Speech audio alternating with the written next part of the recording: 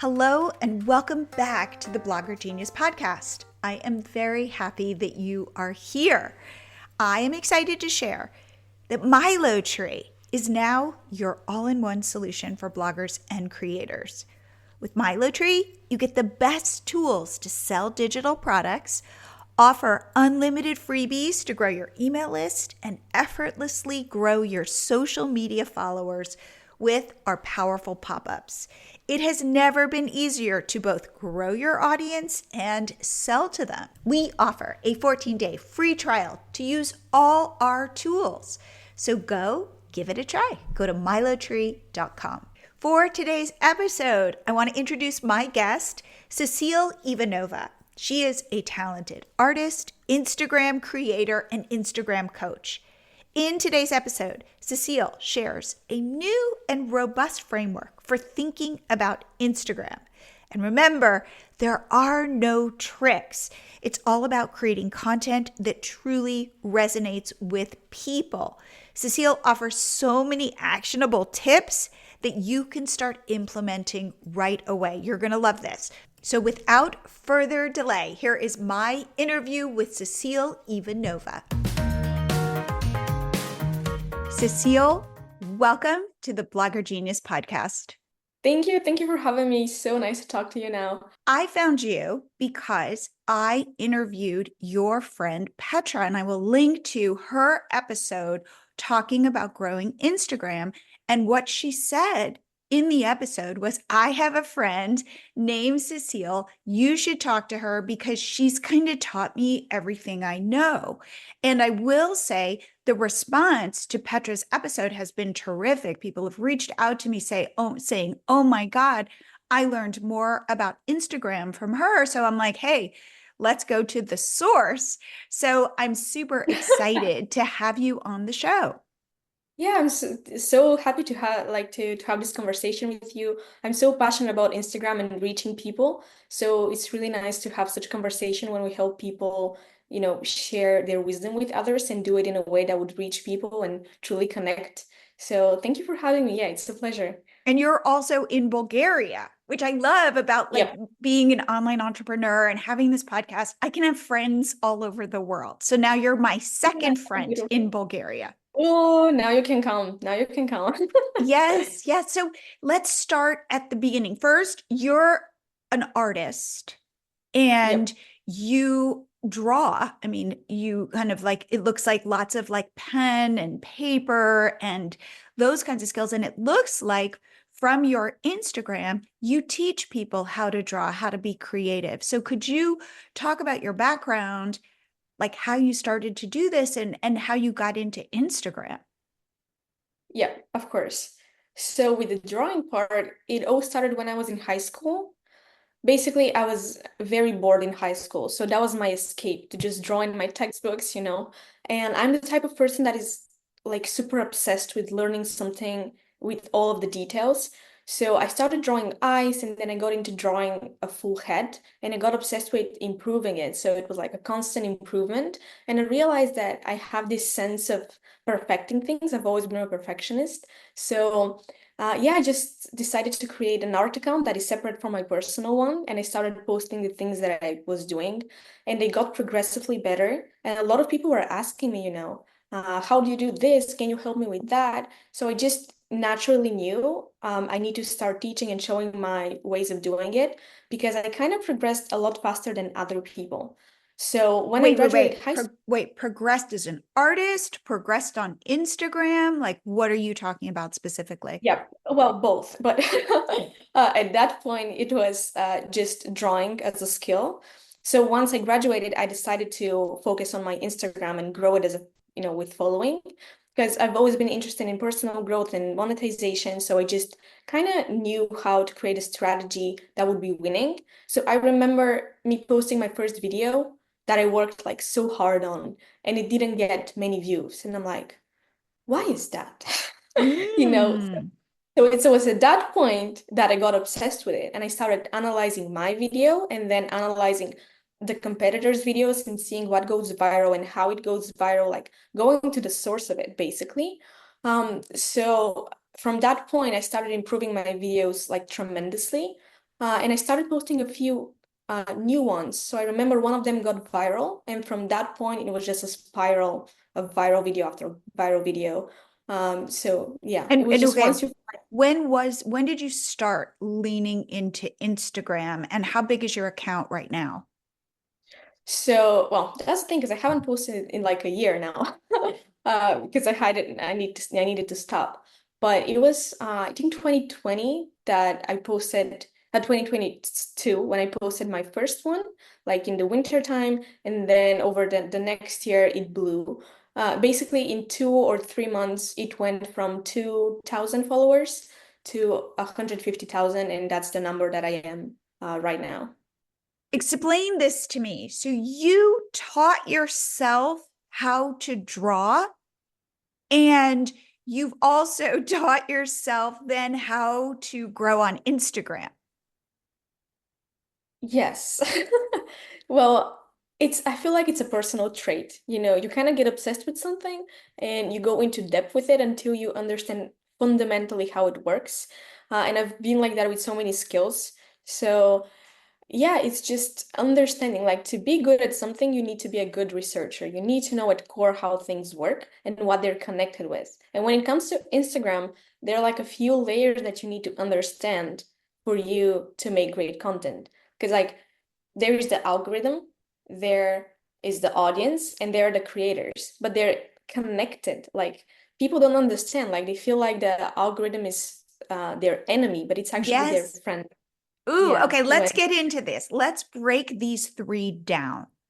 So let's yep. start with what, as you started to do this deep dive into Instagram, what did you discover about the algorithm? Yeah, so I was thinking about why the initial thought was like, why would they put Reels on Instagram? Because it wasn't a thing before, before TikTok. And I realized they put the videos there so they have more people on the platform spend more time. And then I realized, well, Instagram or the algorithm is created by humans, and their main goal is to make money, right? The way for them to make money is by having people stay on the platform for as longer as possible. And that's where the creators come in, because they're like the connecting dot. So when we have creators that make content that is good enough for people to stay for as long as possible on the platform, Instagram makes money. So when you think of it as such a relationship between Instagram and us as creators, it's like a friend relationship. They're like, see, I want to help you reach as many people as possible, have as many eyes on you as possible. If you give me good content, so people watch it and I make money. It's kind Hmm. of like that relationship. Because in that thing, like the audience is the king, because it's always about what is the type of content that the audience wants to watch. And you as a creator need to analyze that very, very deeply. You need to understand your audience at core. What are their desires? What are their needs? The dream life they want to live, their pain points, so you can, their language as well, so you can craft a message that would touch them at heart, make them stay on the app so Instagram can make money. And it's like a win-win situation. You just have to kind of twist the way you think about it so Okay, so it's a let's talk yeah. about when you discovered this for your niche. And can you take different niches and say, well, it's working in this niche, so chances are it will work in this niche? Or are they so separate that you really just need to focus on studying your own niche? That's a good question. No, to me, it's not about different niches so much. It's more about the type of audience. You need to understand the audience, which would be watching your content. And sometimes it's not, because like a niche would be like a specific interest. And to me, audience is so much broader because we as humans have so many interests, right? So when I started doing it, like for my niche, but it would be for any niche, like the same research. I remember I went on TikTok and different platforms and saw all of the content that other people were doing that was in the art industry. And like I remember seeing that video of how to draw a nose, and it had like a million, like 1.5 million views. But it was the most basic video ever. And I was like, Mm. this, how did this video get so many views? Like I can do it a million times better. So it was like a challenge for me.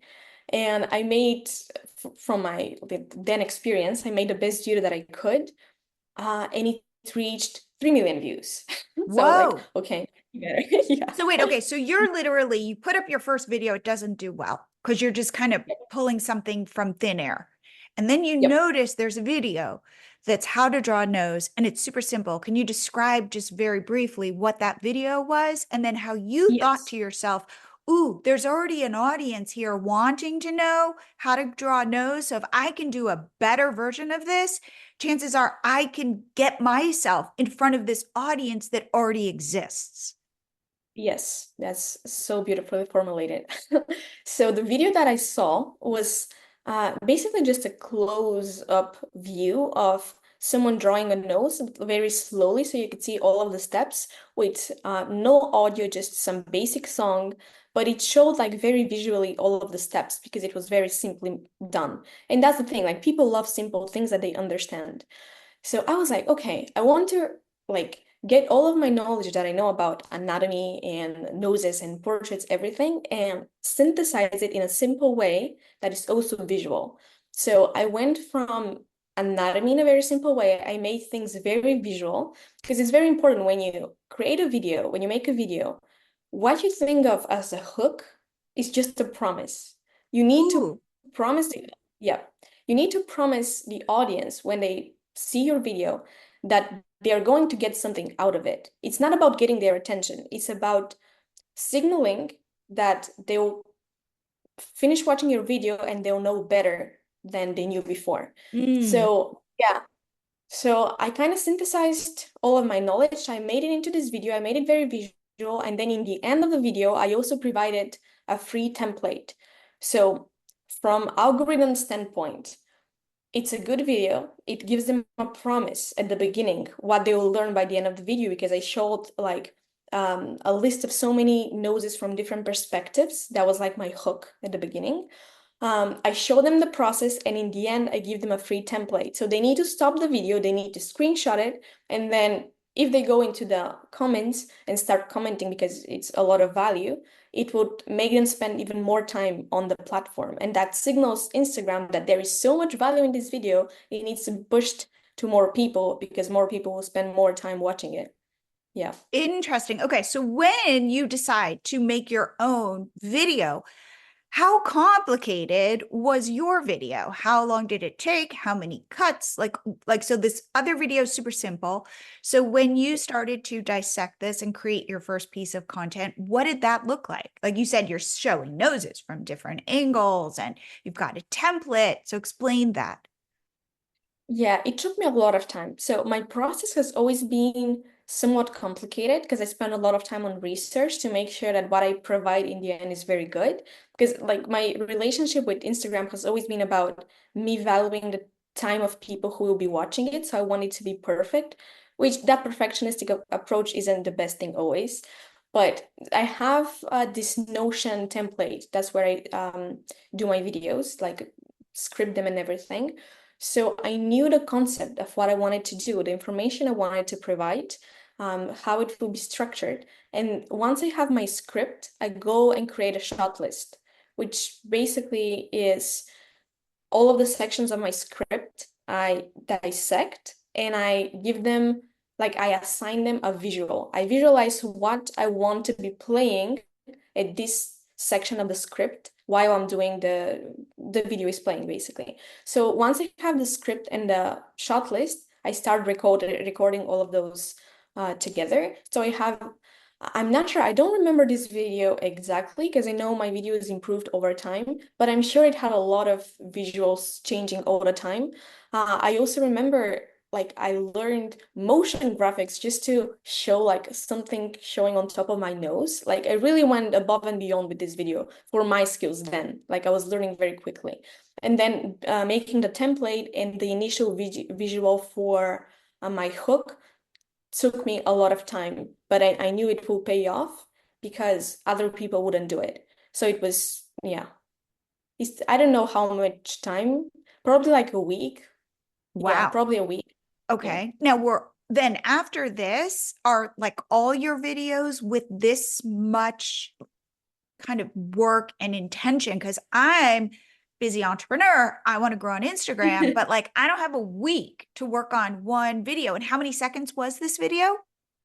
was like a minute, Okay. maybe a little bit less than a minute. Yeah. So give me the shortcut version of this. Like, how could maybe I'm not going to get 3 million views, but how do I think through this so that I can have success?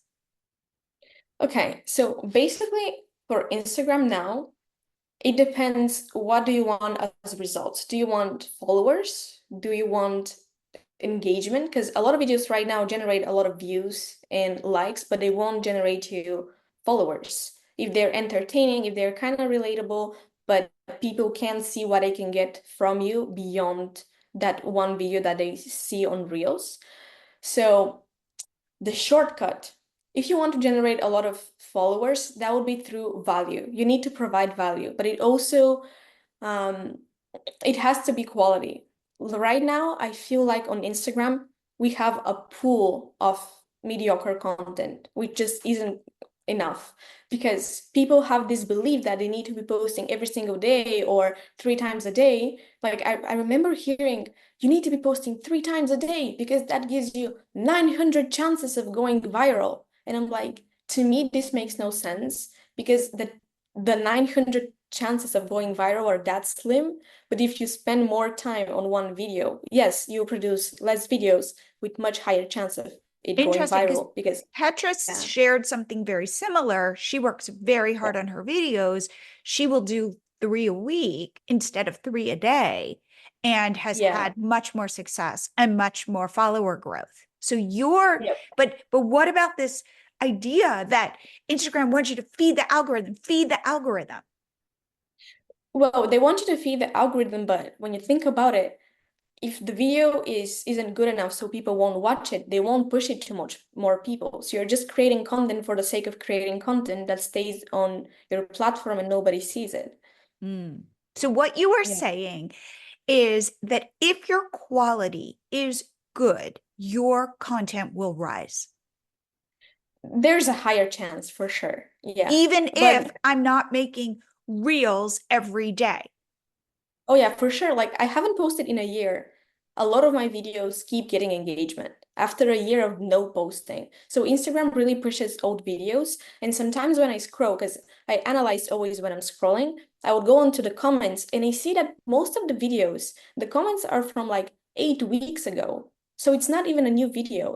It doesn't matter That if you're you post. seeing in your feed right now of stuff Yes, that's exactly. showing up to Yep. you. Other people created this a long time ago, but it's still circulating. Because there's Yep. also this narrative that your Instagram post, reel, whatever, dies in like 24 hours Yep.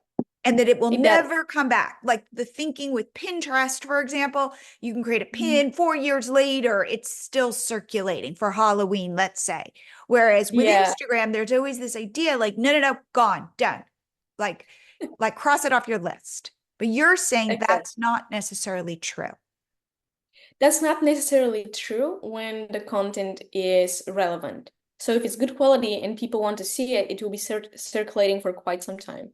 Yeah. Interesting. Now, And let's, also, sorry, keep going.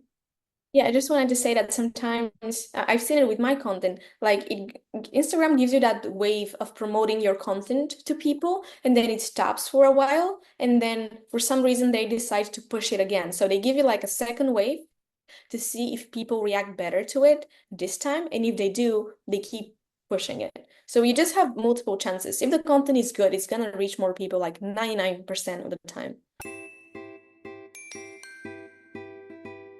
Yes, Instagram is important. It is top of your funnel. The goal is to take your Instagram followers and to get them to sign up for your email list. The best way to do this is by offering an awesome freebie. If you want help, I have a great resource. It is just 3 AI prompts you can use to create a compelling cheat sheet, totally personalized for your niche. So to grab this, go to milotree.com/freebie prompts. Again, milotree.com/freebie freebie prompts, if you use this, you can have your freebie content written in about 10 minutes. It's like magic. And now back to the show. Let's talk about then how to grow, what your thoughts are on growing followers versus engagement and likes and comments and things like that. So talk to me about that strategy, because you've grown your followers, Petra's grown her followers. So let's talk about growing followers and what your recommendations are for that. Yeah. Okay. So for followers, just thinking whether I should start from the other, but yeah, for followers, generally, the safest option would be to go for valuable content or controversial content or storytelling. You kind of need to be authentic in what you do, because we're entering an era of Instagram where we're shifting from perfectionism and perfect content like packed with value to an era of storytelling and personal connection, because people truly like this. They want to connect with you on a personal level. So now I'll start. I can just share my strategy, basically, parts of it, of what I'm gonna do in the near future.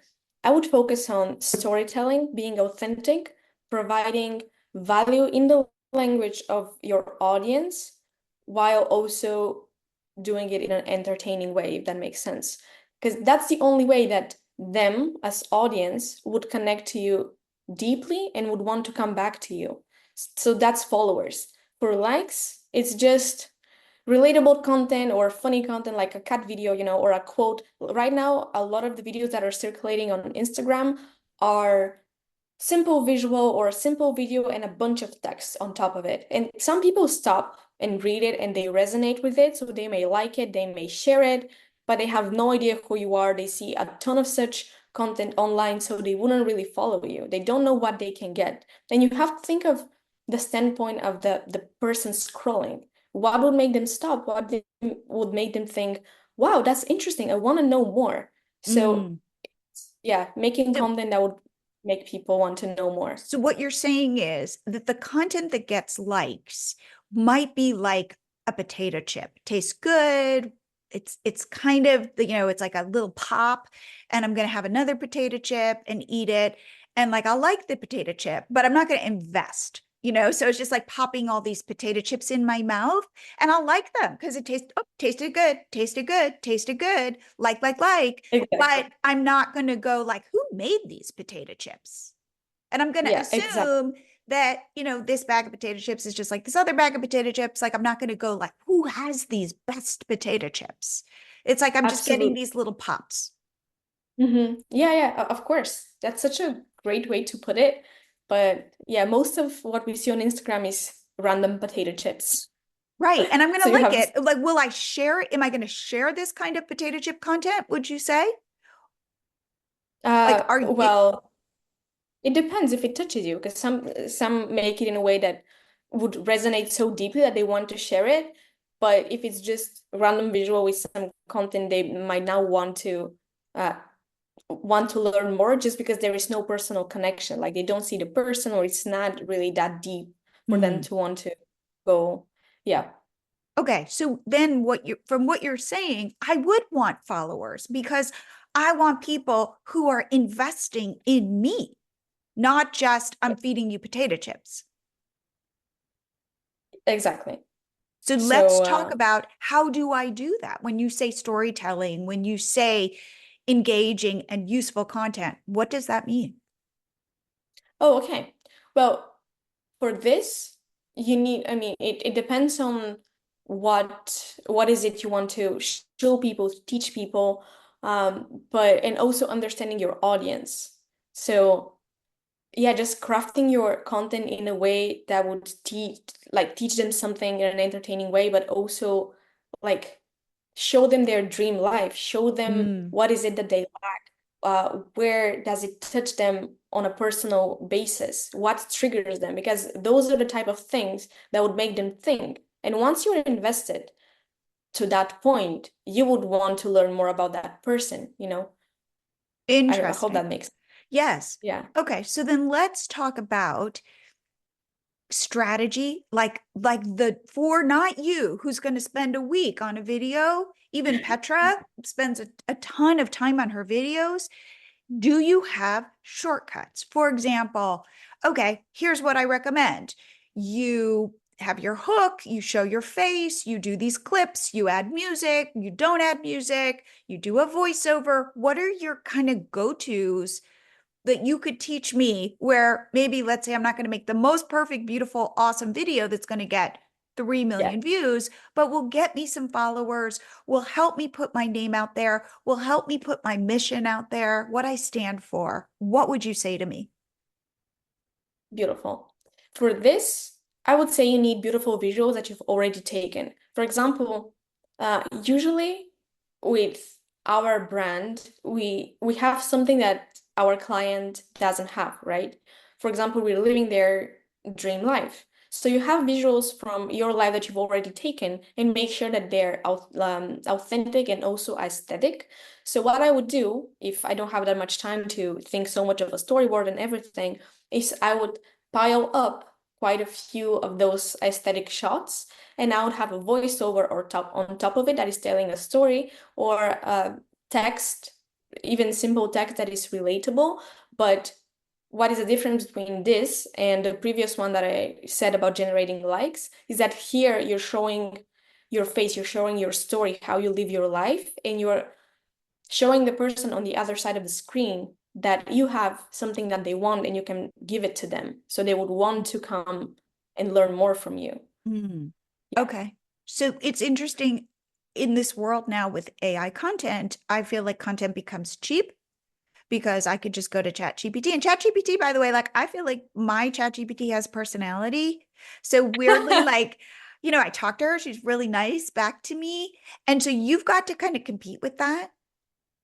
Like Yeah, but ChatGPT is kind of nameless and faceless, but there's like a little like nice bird. She's always nice, like, oh, I see what you're trying to do, or that's a great idea. I'm like, thank you, ChatGPT. So that's good. you've got to like raise your game beyond ChatGPT and stand for something, be somebody, so that people can almost like smell you. Yeah, you just have to be a human. That's what I was like. The core of everything is that we're humans and we lack that connection. So when you're just being yourself, it's when people would actually connect. I mean, you can be fake, you can show like all of the good things, but to the core, people will know that it's not how it looks. And once you're authentic and very vulnerable, people can feel it, so they can truly connect to you. And I feel like that's where we're going now, because everything now is AI, everything is just very fake. So we just desperately need change. We desperately need something that is unique, something that is personal. So yeah, that's just what's gonna happen. Okay. Do you, for example, let's get like down into the nitty gritty. Do you recommend people mostly be posting reels to grow their followers on Instagram? Oh, for sure, for sure. Like generally, the reels is how you reach more people, and then posts and carousels is how you connect to your audience The because people it who it already gets are there, pushed already there. Yeah, it gets kind of like pushed to stories. your followers. Yeah, yeah. And stories are just brilliant. Stories is what people need to be spending more time on because that's how you share your life and people can actually connect like on a deeper level on a daily basis because it's how you build like commitment. When people see your story constantly, they know you on the back of their mind. So Mm, you're like a person in their life, even just through a screen. And it's how they get invested into your life or into your business and they want to follow your journey. They're one of those, 1,000 fans. If that, right, right, the right, book. right. Yeah, Yeah. absolutely. Okay, I'm all about creating sales funnels. And the thing Yeah. that I don't think I'm doing in my own Instagram strategy is, you can think about Instagram as a funnel, which is you create stories to come to attract people who are like cold to you. They don't know you, but all of a sudden they see a reel, they go, "Who is that? That's interesting." They click over and decide to follow you. But what people Yeah. say is, if you are at all wanting to sell on Instagram, which is hard to do, sell in Yeah. your stories, not in your reel, because in your reel like they don't know you yet. But then Yeah. it's very much like selling in email. You've gotten somebody on your list. Now you build the relationship and they start to connect to you. They're more apt to purchase from you. And I would argue that Instagram works similarly. It's Oh the yeah, reel yeah. attracts you top of your funnel, but the connection happens in your stories. Yes.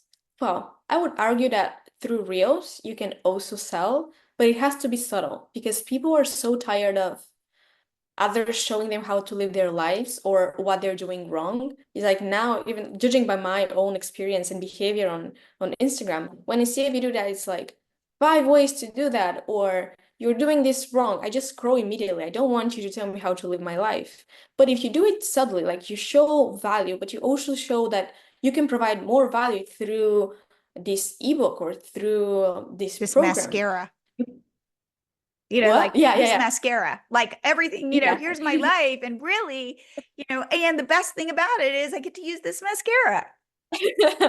Exactly. So you can still do it or at least hook people on it so they know it exists. But definitely through stories is when you hook them more into kind of give them urgency and show them what is missing because in a reel they're there to entertain themselves to just kill some time but on stories they tap purposefully on your face and they Mm, want to see what is it that you have to offer, what is it that you're showing them. And if you've already built the connection, so they know you, they trust you, and you show a product that will give them even more value than what you've already provided, of course they want to know more.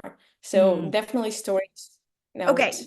I'm doing a reel. Do you recommend I use the Instagram video editor? Do you recommend I use CapCut? Oh, CapCut. I've never done it on Instagram editor. Just CapCut Okay. is my goal. Okay. How many seconds should my reels be? It depends on the type of reel. Like what is it that you're posting? I would never go over a minute. If it's valuable content, like 50 seconds, I think it's great. Generally, maybe 20. Depends on what it is you want to post. Do I There's no want like. clip, cut, cut, cut, cut, cut? Yes, it doesn't have to be. Well, it also depends because now that we're going into storytelling and into vulnerability, even if it's a video of you straightening your hair or something and telling a story, if you tell the story in a entertaining enough way, it's good. But if it's just providing value, I would say, yeah, change the clips. What I usually do is I have like a second or a second and a half is where I change the visuals and I make sure that most of them are aesthetic. So yeah. Okay. And also have a mixture of B-roll and A-roll. So A-roll is me talking to the camera, and B-roll is recorded content. Okay. Do I want people to hear my voice? Do I want to record voiceover or speak directly to the camera? Or would I want text and music? You can do both. You can experiment. I feel like there is no one right way. You can experiment and see what works for you. But if you want to build a relationship, I would always say it's better to use your voice. I've got a lot of comments about the way I sound. So the people always pay attention to it, even on a subconscious level, and they make comments about it. So when they know your voice, they kind of know you again on a deeper level. So if you want to connect, that must be better. Doing series or doing standalone? Well, series is the way to hook them. Uh, Through series, you can truly provide a lot of like a lot of value. And I was talking at the beginning about promise, which is Ooh. like the hook, but Mhm. also if you mention about you having that series through that promise, you already like you're like, I'm here, I'm giving you evidence, I can provide so much to you, you can trust me, you can see the quality of content that I have for you. I truly value your time. So there is that series that you can learn so much from, and they would want to come on it, basically, like on a subconscious level. What about this idea? Like you are an aesthetic person because you're an artist.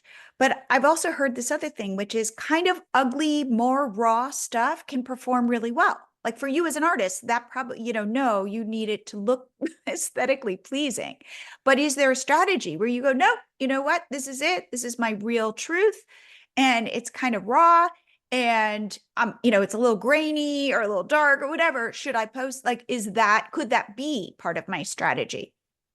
Of course, as I said, vulnerability, and now what I was saying about being authentic, it can be just straightening your hair. Like now, a lot of people on TikTok are just recording videos of them doing the most random thing and telling a story. So when you have a beautiful way of telling a story, or you're funny naturally, or you just are very emotional, like emotions truly get to people. When you Mm. start a video with a bizarre emotion, they're like, "What is What is happening? I that? want to know." Mhm. Yeah.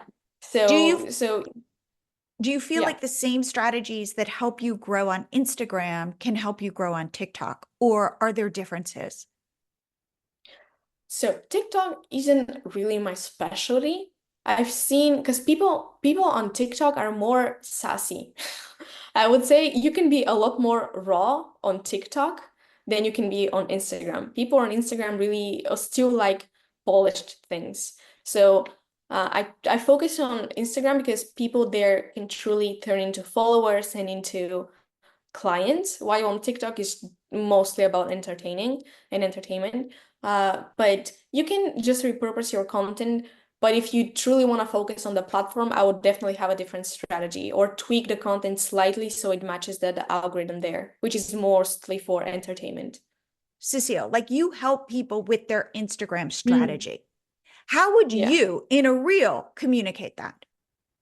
You can start with you being the authority or you sharing your experience that would signal the people that you know what you're talking about. It can be through results, it can be through achievements, because visually, when they see what you've been through, what you've achieved, or you can also say it through storytelling, they are more willing to trust you. So you just have to be authentic. It's all about authenticity in the end. Now, where does Yeah. music come in? Oh, okay. Well, if you're not posting your voiceover and you're just relying on text, you can for sure put music or even search for viral songs that are going right now. But to me, like viral song won't drive it as far as to reaching that many people if the content isn't good enough, but you can try. Or what I do sometimes is I have my voiceover and then I choose a nice song in the background and I just reduce the volume so it doesn't interfere with my voice. But it's not something I focus on like It's not so like the much. magic bullet. If I just pick the right Yeah, trending song, my video will yeah, go viral. yeah. Kind of like that, the surrounding belief around hashtags. And Yeah. tell me, do you believe in hashtags or no? Or not? No, even like the CEO of Instagram said they're not a thing. Okay. So no Yeah, focusing on hashtags right now. So what you're yeah, saying as we wrap up, what you are communicating to me, it's all about quality, which doesn't necessarily mean the quality of your actual video, but the quality of your content, being authentic, solving problems for people, or showing them the transformation that they could have in their own lives. And there aren't any magic bullets, like secrets. Like if I just pick the trending sound or if I just use the right hashtag, my videos are going to go viral. It's more basic than this, and it's therefore more yeah. maybe a little bit harder because there aren't these like magic levers, but it can be therefore more satisfying or more, I don't know, you have to kind of dig deeper within yourself creating content. Yeah, I like to think about it in a way that you are the magic bullet. You are the Ooh, person, yeah. Because like there is nobody out there who is like you. So you just need to find that unique selling point in you that would make the audience want to connect with you. Because there are so many people who would resonate with you on the internet. So you just need to find the right way to communicate who you are to them so they can truly connect to you. But I that's love the that. most important thing to remember. Yeah. All right, Cecile, if people want to reach out to you, to work with you, to like ask you a question, what is the best way to do that? So the best way to reach out to me is either through Instagram or email. So my Instagram is cecile.ivanova and again, Sesil.Ivanova. And my email is hello@cecilivanova.com. Now you have to So they spell can find, that. You have to spell it. oh no, that's hard. So hello at SESILIVANOVA.com. Well, I have to say, you are such a delight. I'm so happy to have met you. And thank you so much for coming on the show. Yeah, thank you very much for having me. And I would love to help as many people as I can. So thank you for having me here and sharing all of the wisdom I can help people. And yeah, I wish you all of the very best. I hope you guys like this episode. For me, I love hearing that there are no tricks, that it is all about putting quality content out there, and that it's simple if you can do it. If you can show up authentically, if you can help people or teach people, and if you can show them their best lives with storytelling. Brilliant. And I'm going to show you your best life, especially if you want to tap into a new revenue stream and do it easily. This is where Milo Tree comes in. My hunch is you are already solving problems for your people. Well, Milo Tree enables you to sell those solutions as products and services. Plus, we help you grow your email list and your social media followers. It's just all in one. So go check it out at milotree.com. Remember, we offer a 14-day free trial. And if you want to get on a free 20-minute call with me to talk about your digital product strategy, just go to milotree.com/meet, because I'd love to meet you. If you thought this episode was good, please subscribe to the show, share the episode with a friend, review it on iTunes. I would be so appreciative. And I will see you here again next week.